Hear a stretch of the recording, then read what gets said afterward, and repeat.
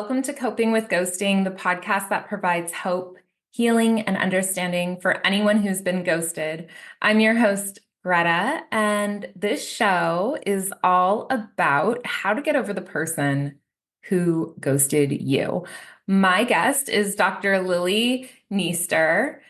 And Dr. Lilli is a naturopathic doctor and relationship expert with over 10 years of experience studying emotional health and the science of relationships.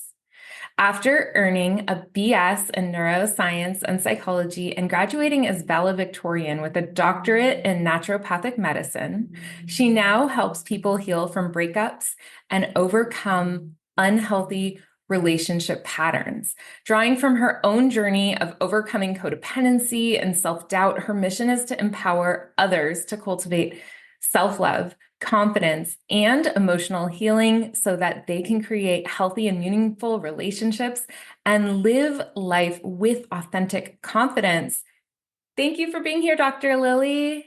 Thank you so much for having me. I'm excited to be on. This is great that you're here. I discovered you on Instagram when you did a ghost post, and it was like so powerful. I was like immediately invited you to this podcast, basically. So happy you're here today. And the topic is really important. It's one of the most frequently asked questions, and it's all about getting over the ghost. So, in your words, what does it mean to get over somebody who ghosted you? Yeah, I think some people feel like getting over the ghost means that they no longer ever think about them, like all of their memories of them are wiped or something like that. But I think that what it really means to get over somebody that's ghosted you is that the emotional negative charges toward that person have been like neutralized. So you don't have those strong feelings of hate or anger or sadness or shame or even like guilt around whatever happened within that situation. And so everything is just neutral and you can appreciate the relationship that you did have. You're no longer frustrated or, like I mentioned, the other emotions about how the relationship ended. And you can just appreciate what it was in the past without feeling emotional about it. Okay, so sometimes there's moments when I miss my friend who ghosted me and I miss her daughter. It's really hard for me. I feel like I've grown around my grief, but I wonder if the moments of missing this person, almost to the point of tears, do you think that a person's over somebody who ghosted if they experience that? I guess to me, being over somebody that's ghosted or the actual act of what happened, the ghosting, is Mhm. different from missing the relationship. So I think it's totally normal to miss the person that you had a relationship with, whether it was a friend, a romantic partner, or even like a business partner.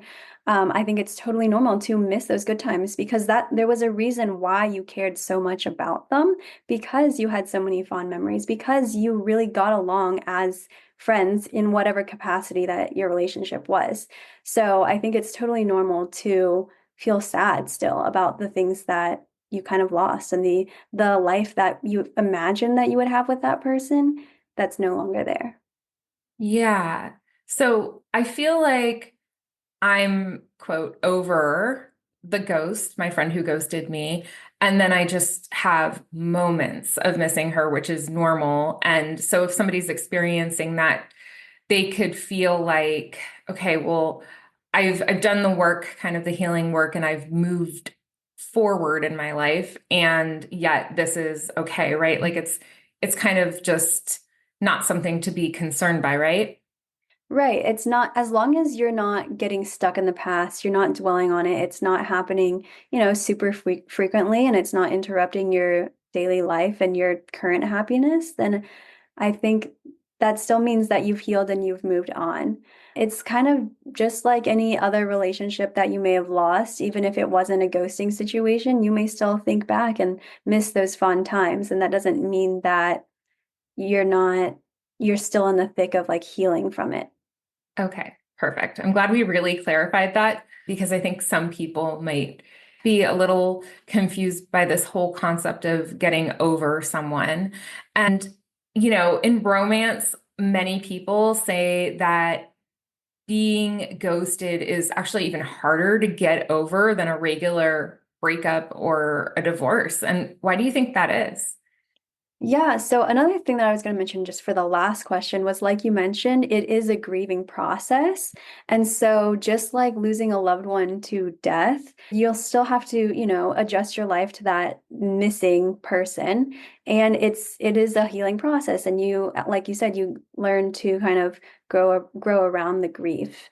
And so that's kind of like how it is, going back to this question with the ghosting compared to if it was a divorce or a formal breakup, is that it is almost like they died because they're suddenly gone. You don't get your questions answered. You don't even get a chance to try to convince them or persuade them or figure out what it was that maybe you did wrong.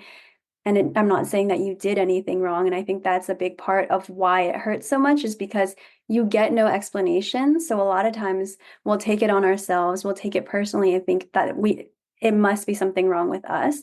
And it triggers those abandonment wounds.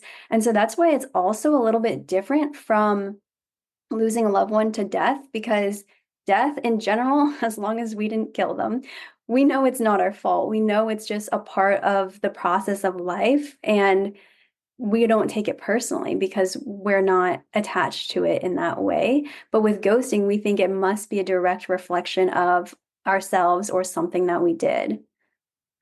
Yeah.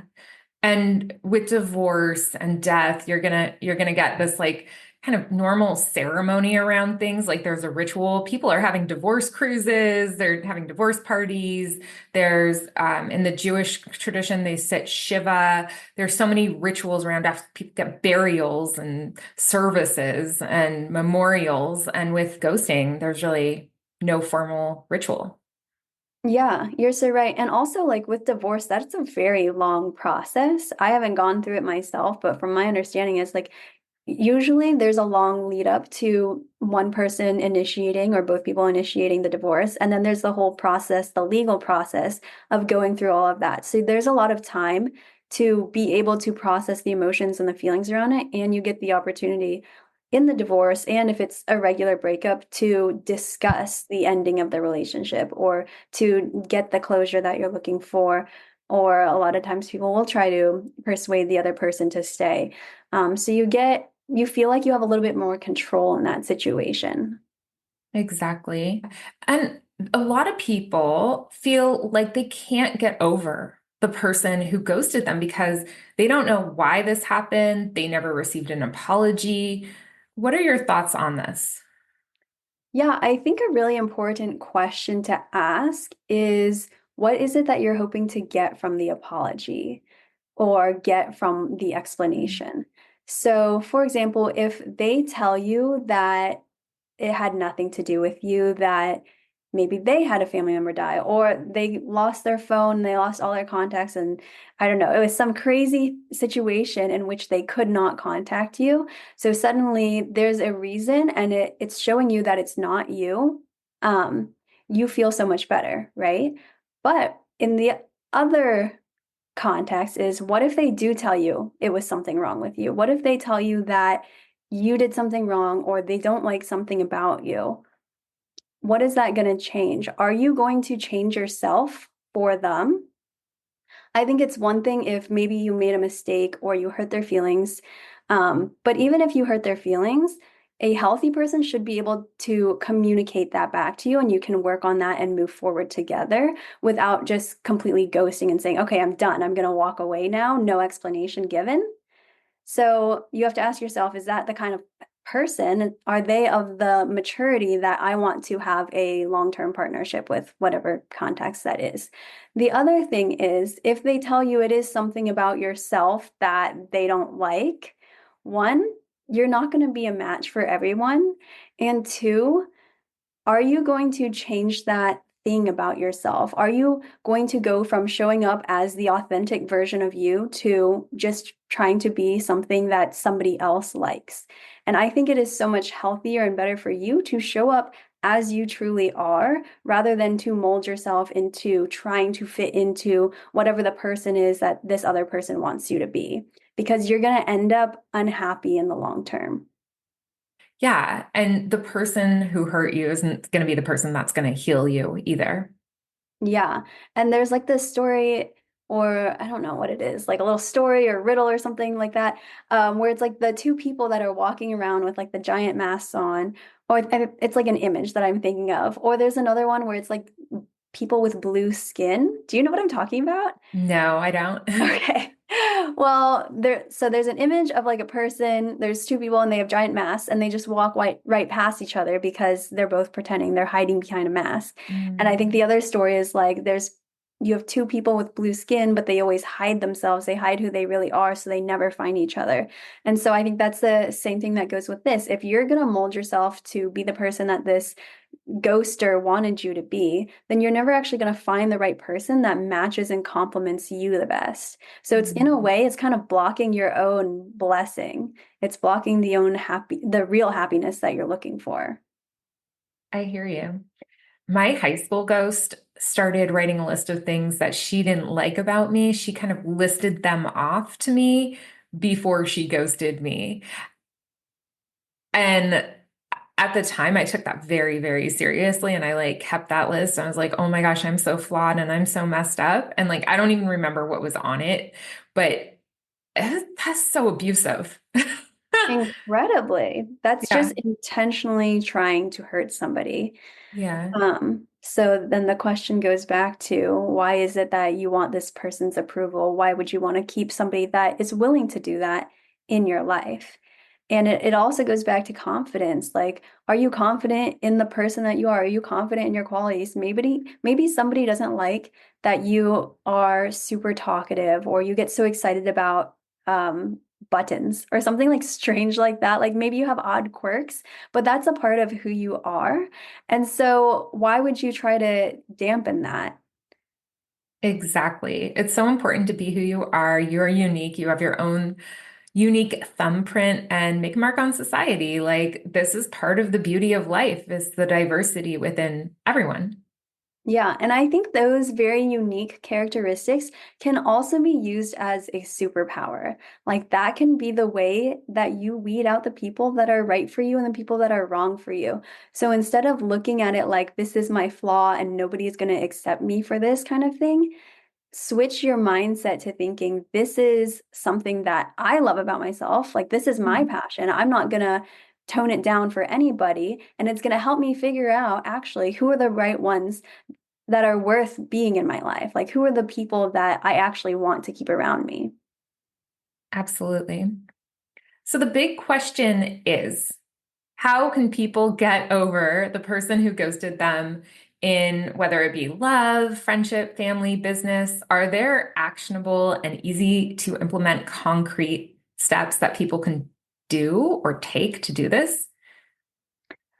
Like any breakup or ending, ghosting, it's all going to be a healing process. So, the first step is really allowing yourself to feel your feelings. Like, I think it's important not to get stuck in and dwell in the feelings, but it is okay to feel them. And so when we feel them, that's how we actually don't get stuck in the dwelling mode because we're allowing them to rise up and then be released from us. So allow yourself to be angry, allow yourself to cry and be sad, and also like imagine that as a purging for you. Imagine it as like this is how I'm able to let go of all of these emotions that are coming up.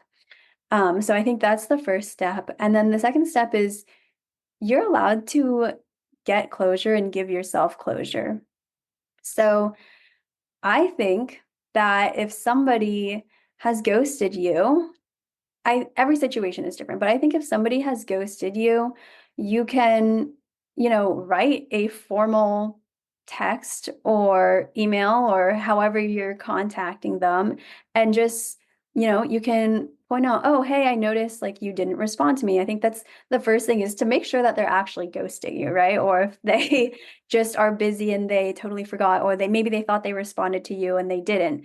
So yeah, you can have a formal reach out, and then you can give yourself closure by sending that closure message. So in that message, you can include like, hey, this is how I'm feeling. I'm very grateful for the time we spent together. I understand if, you don't want to continue this connection, and I wish you the best. Something like that. And that can provide yourself that sense of closure that you feel like you need. And it's up to them whether they're actually going to respond to that or not. But in your mind, that can give you peace in knowing that you did everything that you could. Yes, I love that. And I have a free guide on my website, copingwithghosting.com, under the free section, which is text that you can copy and paste to literally send to your ghost. And it walks you through exactly what you just discussed, which is at the beginning stages of how do I know if I'm being ghosted, what to do to casually check in, and then how to send that text for yourself that states that I haven't received what I need from this relationship. This isn't what I'm looking for. And so I'm moving on. And to say it like, I'm done, and to kind of take your power back in that phrasing of it, like, you're not communicating with me. And so I'm walking away now. Hi, it's Greta. You've heard me talk about relationship struggles, betrayal, and how to rebuild after those hard moments. But here's the thing. If you're ready to take all that hard work you've been doing and go even deeper, I'm here to help you do just that. I'm a certified PBT coach trained at the PBT Institute. PBT stands for Post-Betrayal Transformation, which is the complete and total rebuild of your life and yourself after an experience with betrayal. Whether you've been ghosted in a relationship, hurt by a friend or coworker, or betrayed by family, I'm here to help you release the emotional weight that's holding you back. Healing isn't just about moving on. It's about regaining your confidence, rebuilding your trust in yourself, and creating healthy boundaries that empower you to move forward with peace of mind. In private coaching, we'll identify your goals and develop a solutions-focused game plan. This isn't one-size-fits-all advice. This is your journey, and I'm here to guide you through it with actionable steps that help you rebuild your life your way. One of my clients recently shared, I was in a relationship with a deceptive man for over a year and a half, and he ghosted me instead of breaking up. I love Greta's attitude. I felt seen and validated. I'm incredibly grateful for her support and guidance.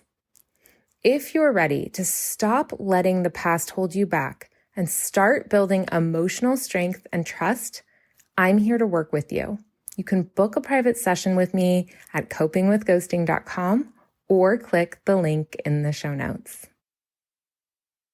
Yeah, exactly. That's so helpful to have those text scripts. And it gives you the sense of like, I'm taking my power back. And it's not in the sense of who has more power in the relationship, but Right. you're choosing to walk away from a connection that's not helping you anymore. Like, you don't want to be stuck and tied to this energy that is just making you feel bad and making you feel like, what did I do wrong? And questioning your self-worth, which is something that won't happen as much if you do have that initial confidence from the beginning. But sometimes, you have to take a step back in order to be able to heal on your own. Mm-hmm. And I think it also kind of goes back to that ceremony situation that we talked about, is like with divorce, you have all the legal stuff. With the breakup, you have usually a conversation. And so it can provide that sense of like finality for you. And I think there are other ways that you can do that too. Some people like to do cord cuttings. So that can be like a symbolic, like, I'm just going to pretend I have scissors and like cut the cords from me that tied me to that person. It could be, I think people use actual strings and stuff. And I'm not exactly familiar with all of the techniques. Oh, I am. Let me Are tell you? you, I've done many cord cuttings, and I'm glad you brought it up because I've never actually talked about it in this podcast. But there's many, many different types of meditations that are free. My favorite meditation app is called insight timer, and on there they do have cord cuttings where you close your eyes and you visualize cords, whatever they may be, whatever kind of cords you want, and you visualize them from going from yourself to the other person, and then you can cut them or have, I guess in some cases they have like Archangel Michael cut them for you, and you visualize cutting the cord and that person kind of fading away. And so that's your symbolic way to cut ties with another. Yeah, that's really great. Another one I don't know if you know about is like candlestick burning. I'm So this not is familiar with that. something my roommates and I actually did this. Okay. So you take like two candles and you put like, I think it was salt that you put around the bottom of it, and then you put like your initial for each candle and you light them. Oh, and there's a string that goes between them. And Okay. so you light them and you just watch them burn down, and every candle burns in a different way. And it's Mhm. supposed to be symbolic for not only your relationship, but also um, how you are handling the dissolution of the relationship. And so the way that the cord burns and like where it actually breaks and the way that the candles melt is all Mm. very symbolic. It does take a long time. Mhm. Like give yourself probably an hour for the candles to burn, Wow. depending on how thick and how tall they are. We use pretty tall candles, but it's also another good symbolic like ceremony that you can do to symbolize the ending of whatever relationship it was. And are these insect repellent candles? They could be, Citronella? they could be. I think we just used like plain, like tall white candlesticks. Okay. But it was so interesting. Like honestly, what we did, it felt very accurate to how the relationships went and what went down. And even in romantic relationships, it's interesting. Like there, sometimes your candle will have other flames that come up, which Mhm. is symbolic of like other relationships that maybe you or the other person had too. Wow, that's so fascinating. I love these alternative ways of having kind of like a ritual to give yourself a sense of closure and peace. Yeah, I know. I wish I knew the science behind why that's so powerful, but I don't. Mhm. No, it's all good. I mean, I think it definitely works. All of the things that I've done like that have really, really helped me just move forward in my mind. And also, what do you think about blocking, deleting, and unfollowing? Oh, definitely. 100%. I think keeping those ties, keeping those reminders of that person is just torture for yourself. Like there is no reason. It's just like dangling something in front of you and creating an addictive cycle if you are Mhm. checking up on them, if you are checking your story views or your post likes or just watching all of their stories, and it's feeding an emotional like response from you. So maybe they post something with another friend or they're doing something fun. And you're like, and it brings up the emotions of why aren't they doing that with me? Oh, they're clearly on social media. Why can't they respond to me? They're having a normal life. Like everything looks fine. Why aren't they getting back to me? And it's creating more of an emotional response, which feeds into an emotional addiction and just keeps you stuck and tied to that relationship. So I definitely think that we should get rid of all reminders. And if you have pictures, like we talked about, this person is part of your past. They're part of your memories. You had good times. So I'm not saying you have to delete all reminders of them, but put them away at least. File them away, put them on a flash drive or just some file so you're not looking at them every day. And when down the line, whether it's a year, 5 years, 10 years, and you want to look back at like, oh, this was such a fun time in my 20s. This was my best friend at that time, or this was a partner that I was with at that time. Sure, you can look back then in like fondness, but don't give yourself those reminders if you're actually trying to heal and move on. Exactly. I appreciate one of the dating ghosts that I had because he took me on a ski trip and he got me some ski lessons and we had such a good time on that trip. And I'm like, yeah, I learned how to ski with him and like it was so much fun. And yet he ghosted me, but I'm still grateful for that skill set that I got when I was with him. Yeah, exactly. It's all part of the journey. Even if you didn't go on a ski trip and it was just kind of the day to day, you Hmm. learned something from that Yeah. relationship or you got something from it. And so I think it's all part of your life. So it doesn't mean you need to delete it. Like that existed for you. Everything you said is so on point. And I wonder, can people still be triggered even if they think they're over the ghost? And if so, how can they self-soothe in those moments? Yeah, I think it's super normal and common for people to get triggered, even if they feel like they're over the ghost, because it is one thing to think that you're over something and actually you're not over something. And part of that, it's not saying, like, I'm not saying it's your fault. Sometimes we don't realize it and it takes a certain trigger to bring us back. And a lot of times these traumas will get stored in the body. And so it's not us trying to consciously like be bring it back up, or it's not part of our conscious mind, but it's actually part of our body.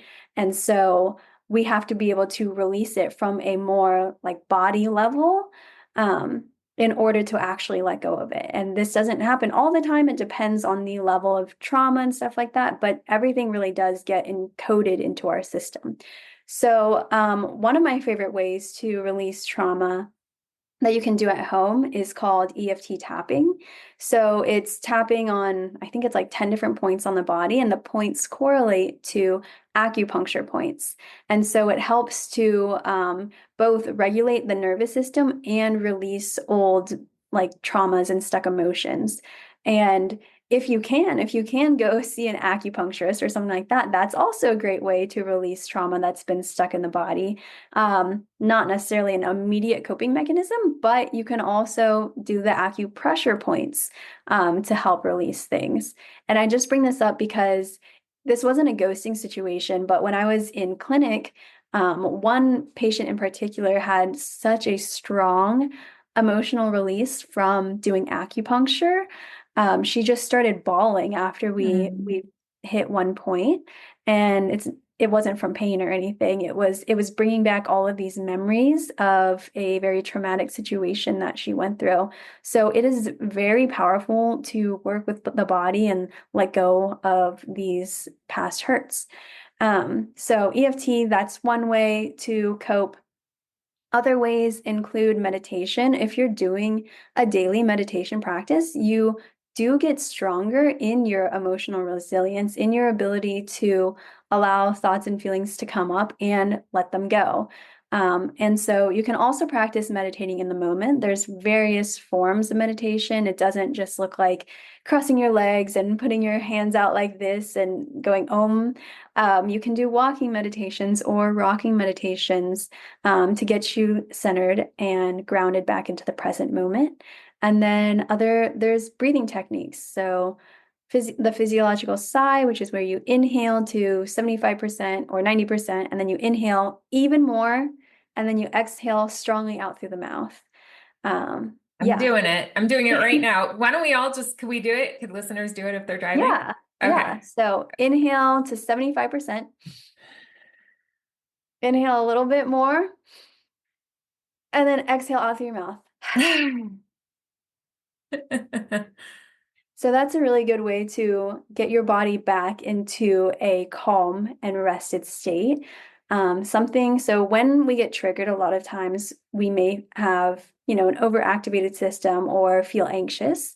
And a problem with anxiety is a lot of times we might feel like we can't breathe enough, but the issue is we're actually breathing in too much and we're not exhaling enough. So that long exhale helps to just relax the entire body and let out those extra emotions that are coming up. Got it. I love it. That breathing technique is awesome. Thank you for sharing it. It's so easy. I could do that every single day, like several times a day. Yeah, yeah, it's really great. Being ghosted feels so deeply personal, but it isn't. Can you please share why you believe ghosting is not personal and how understanding this can help listeners move on and kind of get over their ghosts? Yes. So ghosting is not personal. I know probably everybody has heard this before, but it's worth saying again is that we have no idea what's going on in the ghoster's life. We have no idea what's going on in their mind. Sometimes they are too interested in you. They think you're too good of a person that they ghost. And so it doesn't mean that their actions don't mean anything about you.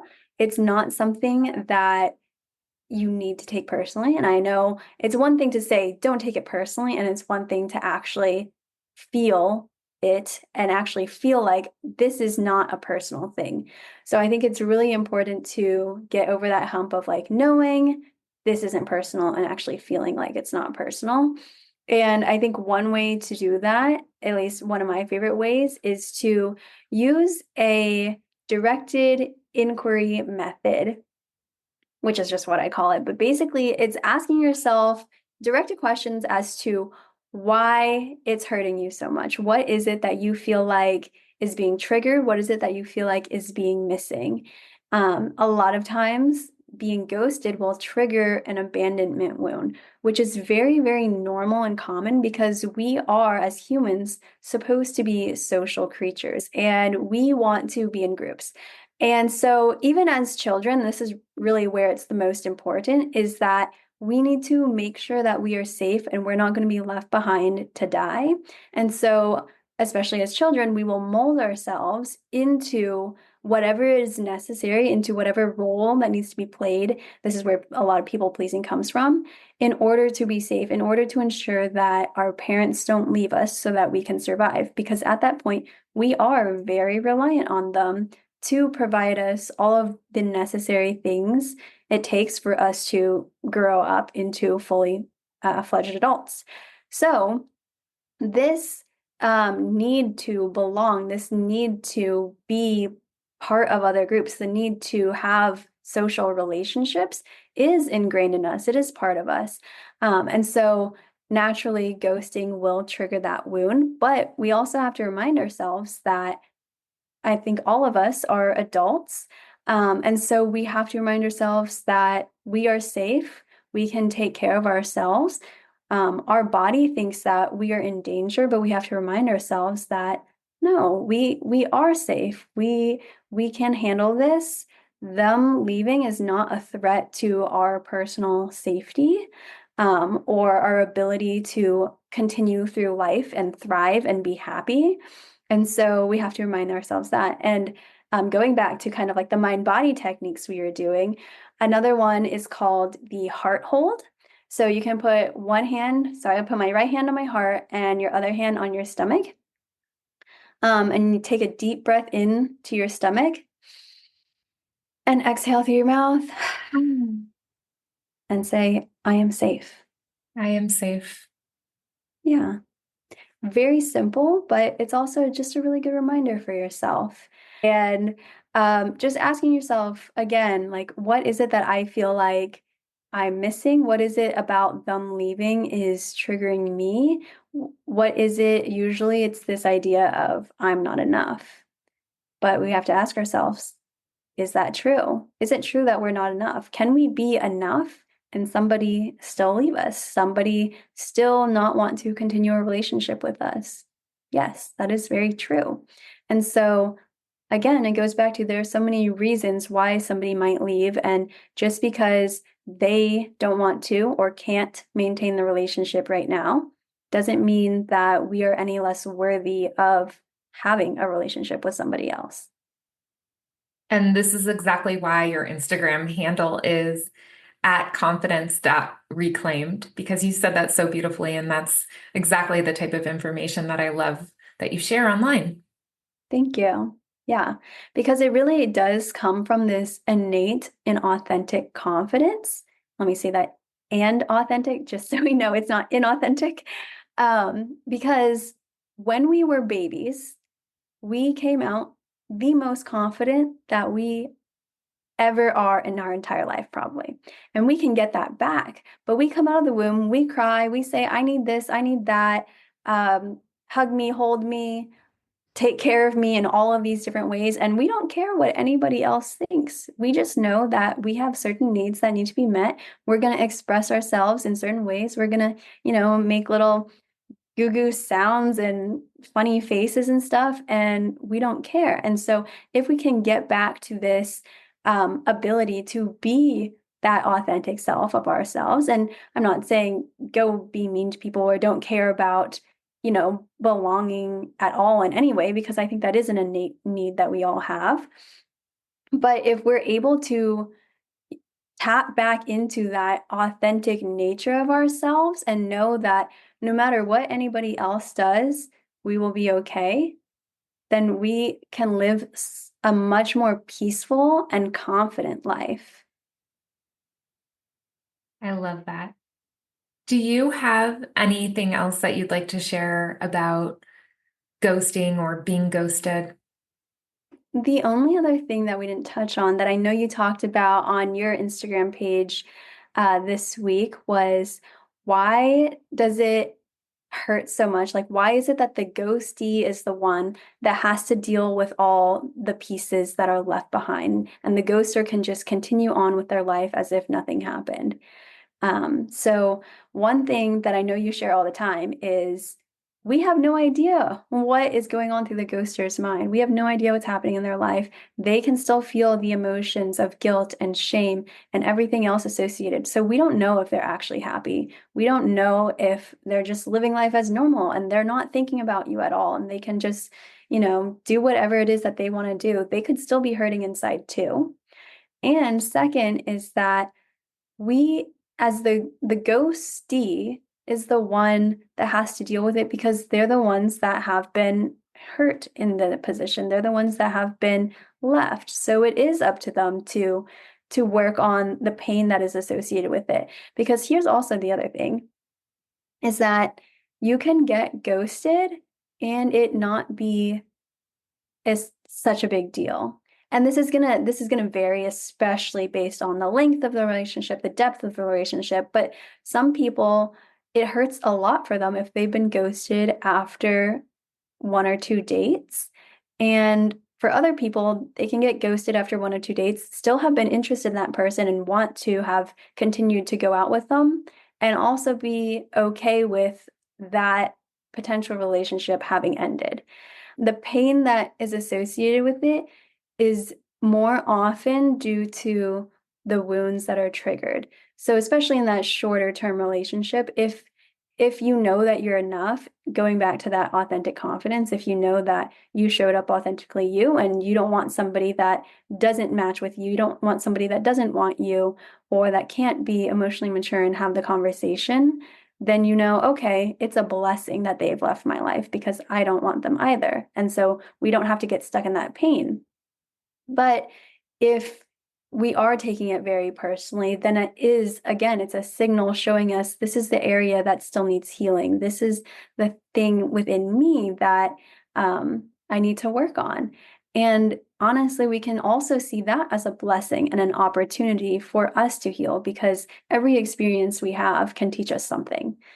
And sometimes the ghoster, they really don't have the emotional connection, like they are emotionally unavailable, or they avoid their emotions. And so they're not going to be the ones that are going to reflect on their actions, because that's just not even in their capabilities at this time. So we can't control them. We can only control ourselves. And because we're the ones that are seeing the wounds that are being triggered, we're the ones that can work on it. That's how we can move on and not necessarily ensure that we'll never be ghosted again, because we can't predict everyone's actions, but we can move on and know that even if we are ghosted again, we know how to handle it. We know that we'll be okay. And we know that we can still be confident in ourselves. We can still be happy and create a life that is fulfilling for us. Absolutely. Yes. And I've been on that ghosting merry-go-round. And I know that if it happens again, I will be fine because I've done the work to heal and I have confidence in myself. And I know that it's unfortunately they're lost because they lost me. How can listeners connect with you? I'm most active on Instagram. My username is @confidence.reclaimed. I'm also on TikTok. I'm on YouTube. The username's a little bit different. It's Lilli's Natural Life right now, but you can also look up Confidence Reclaimed. And I'm also on Facebook. Awesome. And I'll put links to all of that on the show notes. And Dr. Lilli, the holistic work that you're doing is really important. And I'm so grateful that you joined me here today. Thank you. Yeah, thank you so much for having me on the podcast. It's been really great, and there's so many more things we could talk about also.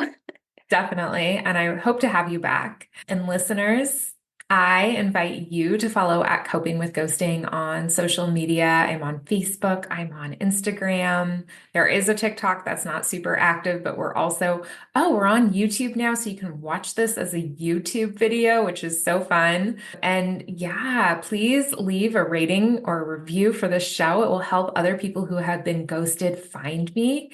And remember, when you're ghosted, you have more time to connect with yourself and people who have stellar communication skills. You deserve the best.